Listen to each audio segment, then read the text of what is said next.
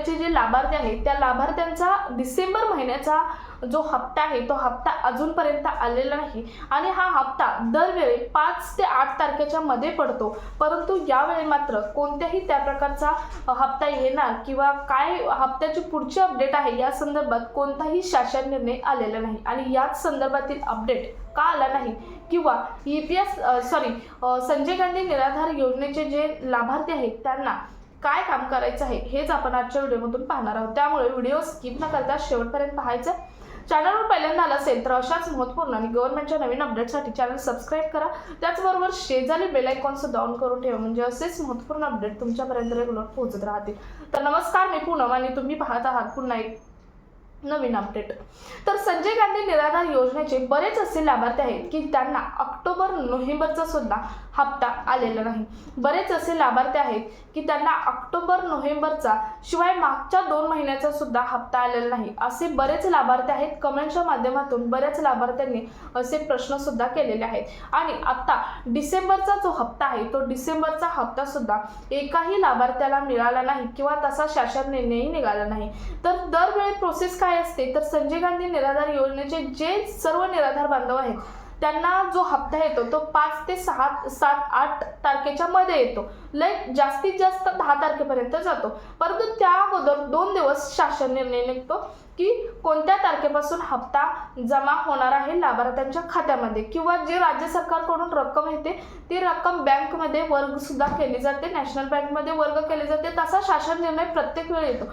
परंतु आज 22 डिसेंबर ही तारीख आली तरी अजूनही शासन निर्णय तर आलाच नाही, परंतु कोणत्याही प्रकारच्या हालचाली सुद्धा दिसत नाहीत। बऱ्याच जणांच्या कमेंट्स येत आहेत की कोणत्या हालचाली तर आहेत का, परंतु कोणत्याही प्रकारच्या हालचाली सुद्धा या निधीबद्दल दिसत नाहीत। आता सांगायचं म्हणजे सरकार प्रत्येक वेळी शासन निर्णय काढतं निराधार बांधवांसाठी, परंतु असं आहे का प्रत्येक वेळी प्रत्येक योजनांसाठी शासन निर्णय सरकार काढत नाही।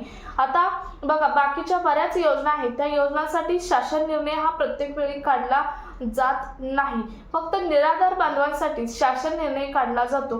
परंतु का तर बघा प्रत्येक जी शासनाच्या ज्या योजना आहेत त्या योजनांचं जे पैसे आहेत किंवा जी रक्कम आहे ते बजेटमध्येच डिक्लेअर होते आणि वर्षाचं बजेट हे एकदाच डिक्लेअर होतं आणि याच बजेटमध्ये जी रक्कम आहे ती पूर्ण वर्षाची टोटल रक्कम ही डिक्लेअर केली जाते आणि त्यानंतर दर महिन्याला राज्य सरकारच्या माध्यमातून एक शासन निर्णय काढला जातो आणि तेवढीच रक्कम ही नॅशनल बँकेमध्ये वर्ग केली जाते आणि पुन्हा डीबीटीच्या माध्यमातून ती लाभार्थ्यांच्या खात्यामध्ये वर्ग ही केली जाते। परंतु याची काहीच गरज नसणार आहे प्रत्येक वेळी शासन निर्णय काढण्याची। आता दुसऱ्या योजनांमध्ये प्रत्येक योजनांना शासन निर्णय हा काढला जात नाही, तसंच लाभार्थ्यांना जे निराधार बांधव आहेत निराधार लाभार्थी आहेत त्यांना सुद्धा त्याच पद्धतीने जो शासन निर्णय आहे तो शासन निर्णय काढणे बंद करावं किंवा जर शासन निर्णय जर काढायचाच असेल तर त्या तारखेलाच काढावा। आता मागच्या 2 महिन्यात ही सरकारची हलगर्जीपणा झालेला आहे आणि तिसरा महिना आहे आता ऑक्टोबर नोव्हेंबर डिसेंबर निराधार बांधवांच्या बाबतीत अन्याय होत असल्याचं दिसून येत आहे। बऱ्याच निराधार बांधवांना यामधून वगळलेलं सुद्धा आहे आणि सरकार याचं कारण सांगत आहे। आता मागच्या जे एक अधिवेशन झालं या अधिवेशनमध्ये नरहरी झिरवळ यांनी सांगितलं होतं, निराधार बांधवांबद्दल सांगितलं होतं की बऱ्याच निराधार बांधवांना अनुदान मिळालेलं नाही, म्हणजे थकीत अनुदान मिळालेलं नाही, म्हणजे जे रेग्युलर महिन्याचं अनुदान आहे ते तर मिळालेलं नाही परंतु मागचे थकीत अनुदान सुद्धा दिलेलं नाही। तर त्यावेळी त्यांनी सांगितलं होतं की आमचा डेटा कलेक्ट करणं चालू आहे, बरेच असे दिव्यांग बांधव आहेत की बोगस आहेत, निराधार बांधव आहेत की जे बोगस आहेत, बोगस प्रमाणपत्र तयार करून लाभ हे घेत आहेत। परंतु सरकारने त्यावेळी विरोधी पक्ष नेत्याने असं सांगितलं होतं की त्यासाठी तुम्ही एक समिती नेमा, तुमची प्रत्येक समिती जे आहे गावागावामध्ये समिती नेमा वाटलेस आणि तुम्ही जे निराधार बांधव आहेत त्यांची पर्सनली जाऊन चौकशी करा की खरंच तो जो अपंग आहे किंवा निराधार आहे तो खरंच त्या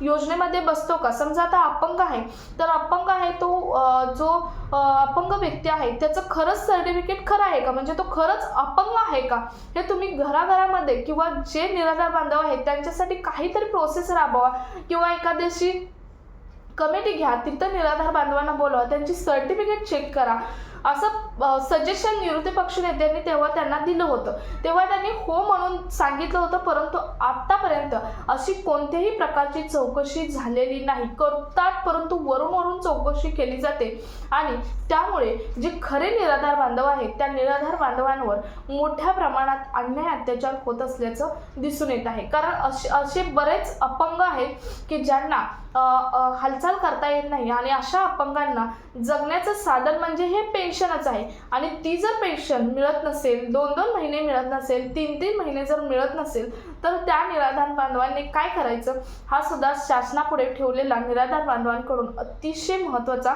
प्रश्न आहे. तर बऱ्याच निराधार बांधवांचे या सुद्धा कमेंट्स येत होत्या की मागच्या आमचे ऑक्टोबर नोव्हेंबरचे हप्ते सुद्धा थकलेले आहेत आणि ते हप्ते आम्हाला डिसेंबरच्या हप्त्याबरोबर येणार का, असा प्रश्न बरेच निराधार बांधव आहेत ते विचारत होते. परंतु यावरती ॲन्सर द्यायचं म्हटलं तर कोणीही ॲन्सर देऊ शकत नाही.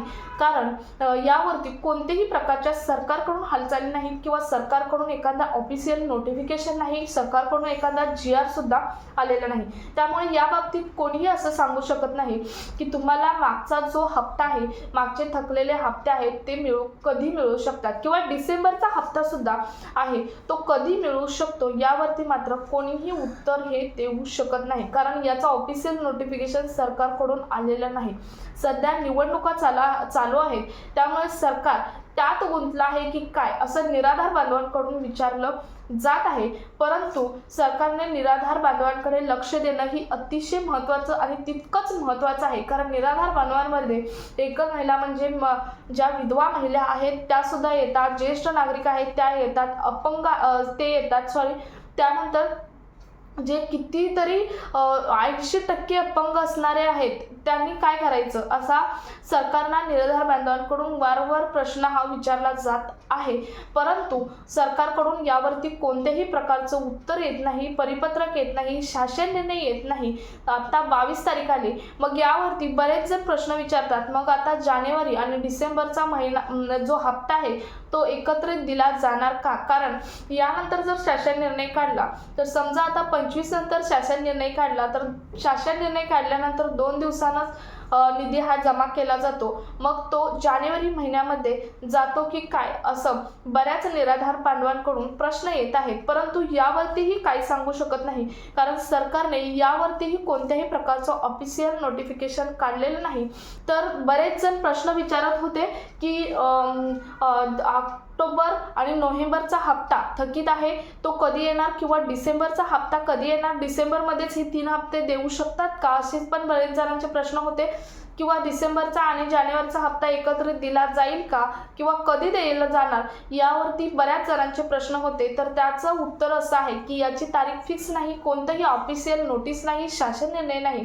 त्यामुळे या बाबतीत आपण कोणत्याही प्रकारचे जे तारीख आहे किंवा कोणताही महिना सुद्धा आपण सांगू शकत नाही. तर अतिशय महत्त्वाची संजय गांधी निराधार योजनेच्या लाभार्थ्यांसाठी ही अपडेट होती. सो हा व्हिडिओ जास्तीत जास्त ठिकाणी शेअर करा. भेटूयात पुढच्या एका नवीन अपडेट सोबत. तोपर्यंत धन्यवाद.